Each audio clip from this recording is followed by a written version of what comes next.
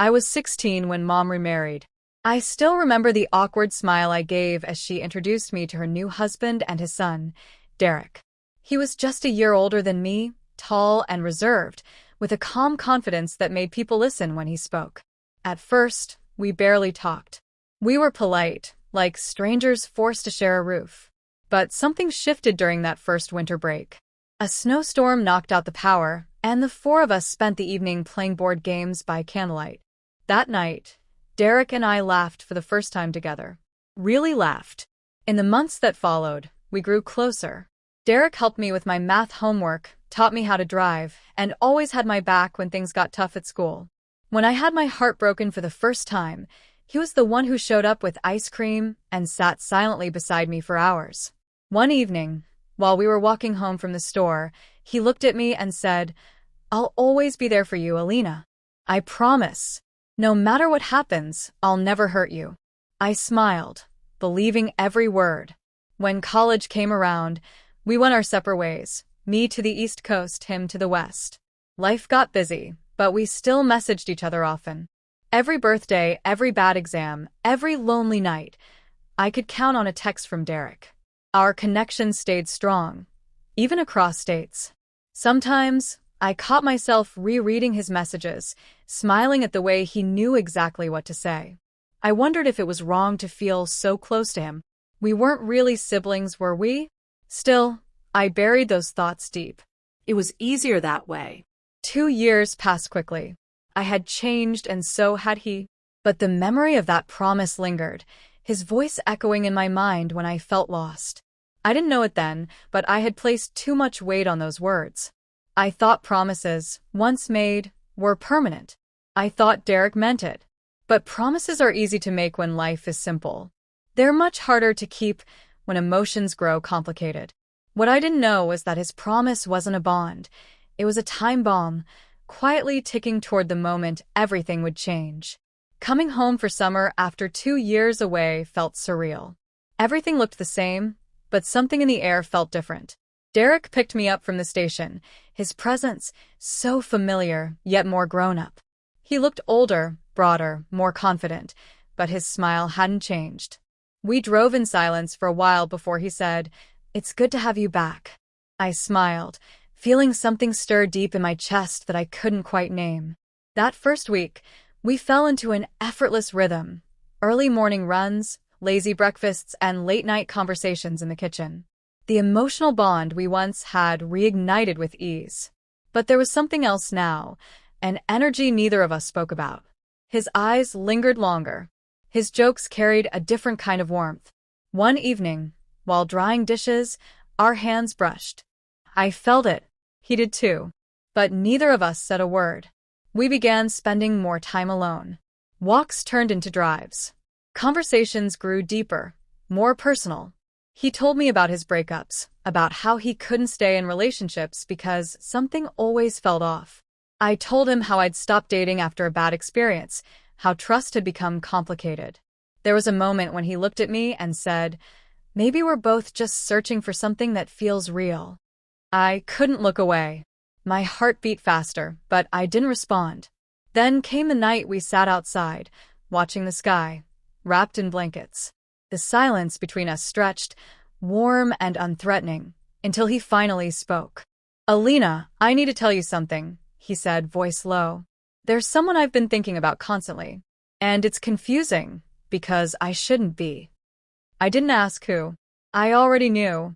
But the weight of what he meant stayed suspended in the air, heavy and unspoken. Days passed, and we both danced around that conversation, pretending nothing had changed. But it had. Every moment felt charged. Every glance held tension. Then, one night, I turned a corner in the hallway and walked straight into him. He caught me, hands on my arms, faces too close. Time paused. He leaned in. For a second, I let him. But just before our lips met, he stopped. "We can't," he whispered. "You're my sister, kind of." He stepped back.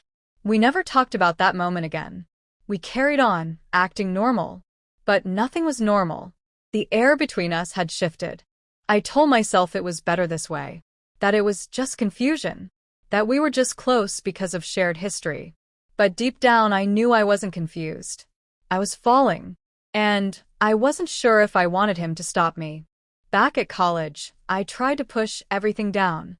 I buried myself in classes, avoided texting Derek, convinced myself that space would fix everything.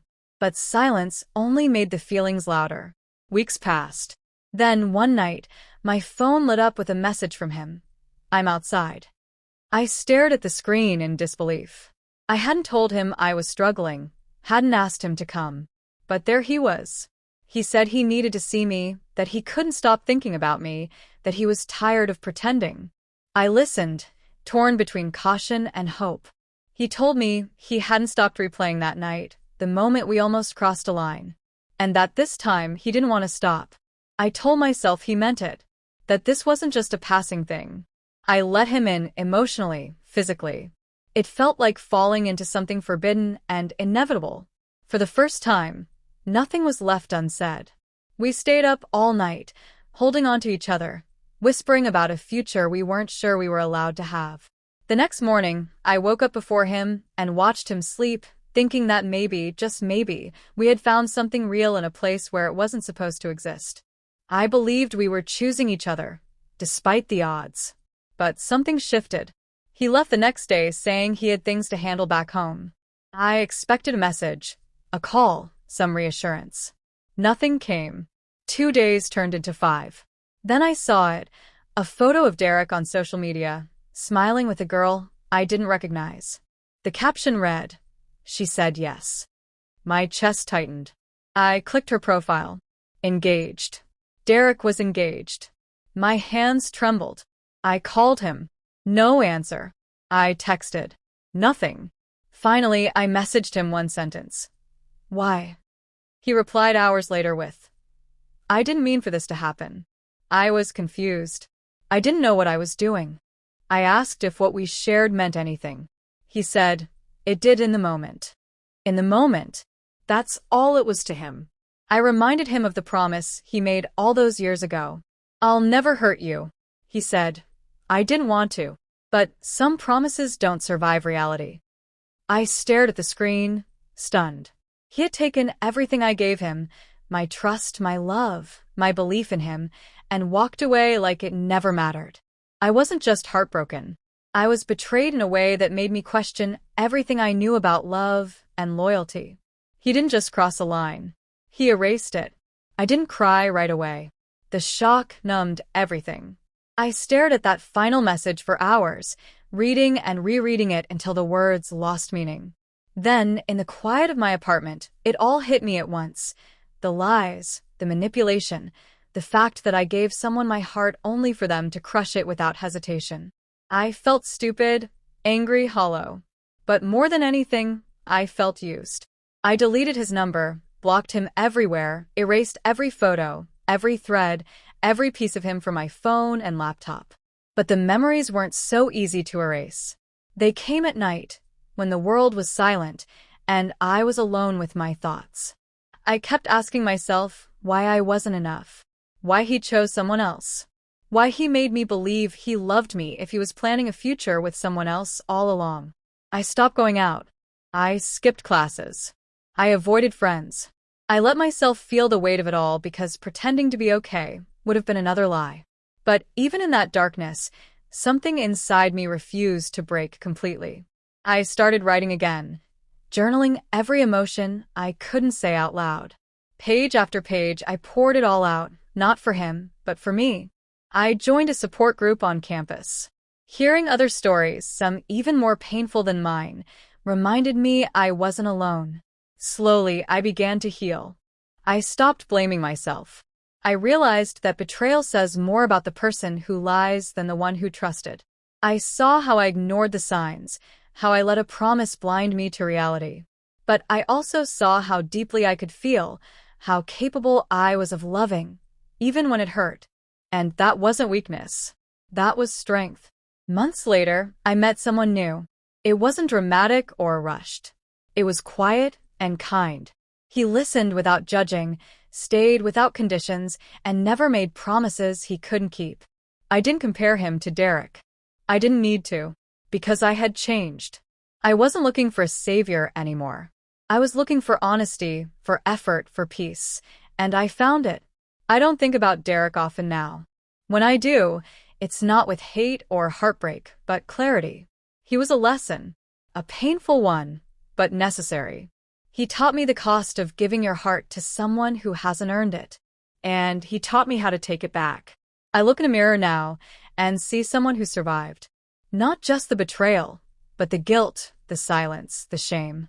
I see a woman who knows her worth, who no longer waits for apologies or explanations. I learned that sometimes the people we trust the most are the ones who hurt us the deepest, but healing comes when we choose ourselves over their broken promises. And that's exactly what I did.